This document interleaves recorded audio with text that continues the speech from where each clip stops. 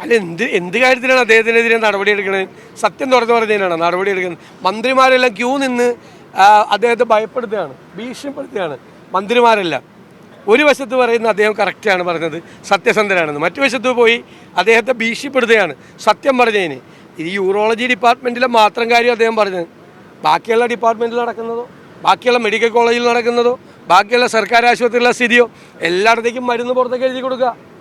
സർക്കാർ മരുന്നില്ല, മരുന്ന് ക്ഷാമമാണ്.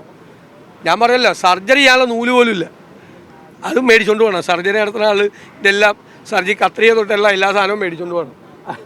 ഈ സർജറി നടത്താൻ പോകുന്ന ആൾ. ഇത്രയും ഗതികേട് കേരളത്തിൽ ഏതെങ്കിലും കാലത്ത് മെഡിക്കൽ കോളേജിലും സർക്കാർ ആശുപത്രിയിലും ഉണ്ടായിട്ടുണ്ടോ? ഏതെങ്കിലും കാലത്ത് ഇത്രയും ഗതികേട് ഉണ്ടായിട്ടുണ്ടോ? ഞാൻ പറഞ്ഞല്ലോ, കഴിഞ്ഞ വർഷം 934 കോടി രൂപ വേണമായിരുന്നു മരുന്നും ബാക്കി സാധനം മേടിക്കുക. അതിന് ആദ്യം 356 പിന്നെ 150 കൊടുത്തത്. 428 കോടി രൂപ കഴിഞ്ഞ വർഷത്തെ ബാക്കിയുണ്ട്. ഈ വർഷം 1015 കോടി വേണം മരുന്ന് മേടിക്കുക. ആകെ അലോക്കേറ്റ് ചെയ്തിരിക്കുന്നത് 356 കോടിയാണ്. 356 കോടി. അപ്പോൾ കഴിഞ്ഞ വർഷത്തെയും ഈ വർഷത്തെയും കൂടി തന്നെ 1100 കോടി രൂപ മെഡിക്കൽ സർവീസസ് കോർപ്പറേഷനും കൊടുക്കണം.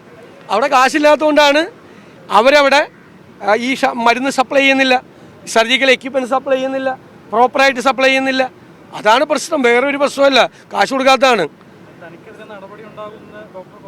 അദ്ദേഹത്തിനെതിരെ നടപടിയെടുത്ത് നമുക്ക് അപ്പം നോക്കാം. ഇങ്ങനൊരു സത്യം ഒരാൾ തുറന്നു പറഞ്ഞതിൻ്റെ പേരിൽ അദ്ദേഹത്തിനെതിരെ നടപടിയെടുത്താൽ അതിനെതിരായിട്ടുള്ള അതിശക്തമായ പ്രതിഷേധം കേരളത്തിലുണ്ടാവും. ഒരു സംശയവും വേണ്ട കാര്യത്തിൽ. അദ്ദേഹം എന്ത് തെറ്റ് ചെയ്തിട്ടാണ്?